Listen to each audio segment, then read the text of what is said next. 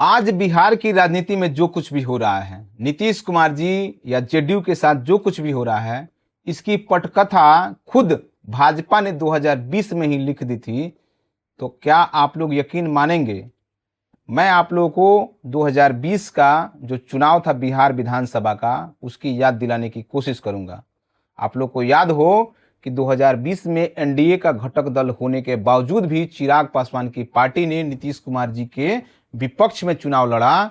फलस्वरूप जेडीयू को 42 सीटों पर ही सिमट जाना पड़ा था। चिराग पासवान जी कभी भी मुख्यमंत्री नहीं बन पाएंगे जब तक नीतीश कुमार जी जीवित रहेंगे। आप लोग याद रखिएगा, नीतीश कुमार जी की दिली ख्वाहिश थी, इच्छा थी कि वो भारत के सर्वोच्च पद पर विराजमान हो, लेकिन प्रधानमंत्री की सीट खाली नहीं होने के बाद वो सोच रहे थे कि भाजपा यानी पूरा एनडीए मिलकर उन्हें राष्ट्रपति बना दे। टकटकी लगा के देख रहे थे 2022 जुलाई में, जब मुर्मू जी को राष्ट्रपति बनाया जा रहा था। लेकिन नीतीश कुमार जी आपे से बाहर कब हो गए, जब उन्हें उपराष्ट्रपति भी नहीं बनाया गया। उनके बजाय जगदीप धनखड़ जी को बना दिया गया। इसलिए नीतीश कुमार जी ने अपना समर्थन वापस ले लिया और महागठबंधन के साथ मिलकर के सरकार बना ली है। जब महागठबंधन में ही चारा नहीं चला तो फिर महागठबंधन के साथ उन्होंने जो नाता था वो तोड़ दिया और फिर भाजपा के साथ चले आए।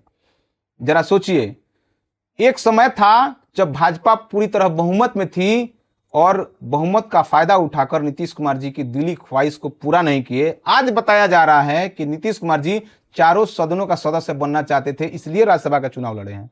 बल्कि यह नहीं बताया जा रहा है कि उनकी जो दिली ख्वाहिश थी कि सर्वोच्च पद पर विराजमान होना। याद रखिएगा, 2027 में जुलाई में नीतीश कुमार जी राष्ट्रपति बनेंगे, यह तय हो चुका है। यही सबसे बड़ा समीकरण है। लोगों को भूल हो गई थी कि नीतीश कुमार जी और जेडीयू की पार्टी का पतन हो जाएगा, लेकिन नीतीश कुमार जी ने साबित कर दिया कि उनके सामने जेडीयू में किसी की औकात नहीं है। राज्यसभा चुनाव बीतने के बाद उन्होंने जेडीयू के राष्ट्रीय अध्यक्ष पद का नॉमिनेशन दिया और बिना विरोध के वे जेडीयू के राष्ट्रीय अध्यक्ष भी बनाए गए।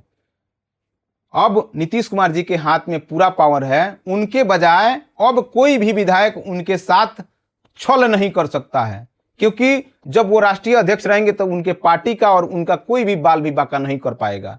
और ऐसे में 2027 में जुलाई में नीतीश कुमार जी भारत के राष्ट्रपति के रूप में देखे जाएंगे। आप लोग देखिएगा, याद कर लीजिएगा, नोट कर लीजिएगा। आज वो समय है। चिराग पासवान जी सोच रहे हैं कि हमें बिहार का मुख्यमंत्री बना दिया जाए, लेकिन 2020 की गलती वो भूल रहे हैं कि 2020 में उन्होंने नीतीश कुमार जी से कौन सा छल किया था। मोदी जी के हनुमान कहे जाते हैं और मोदी जी के इशारे पे यानी भाजपा के इशारे पे, मतलब ऐसा मीडिया रिपोर्ट बताती है कि उन्होंने नीतीश कुमार के खिलाफ चुनाव लड़ लिया और फलस्वरूप नीतीश कुमार जी को उस समय तो सिमटा दिए। नीतीश कुमार जी को आप लोगों ने देखा होगा कि नीतीश कुमार जी मोदी जी के आगे झुक रहे हैं, उनके पैर छू रहे हैं, ऐसा दिखाया गया, या फिर नीतीश कुमार ने स्वयं इस प्रकार से अपने आप को प्रोजेक्ट किया। एक बात आप लोग को याद होगा कि समय पड़े तो गधा को बाप बना लीजिए। वही प्रकरण जो है नीतीश कुमार जी दूर आए हैं।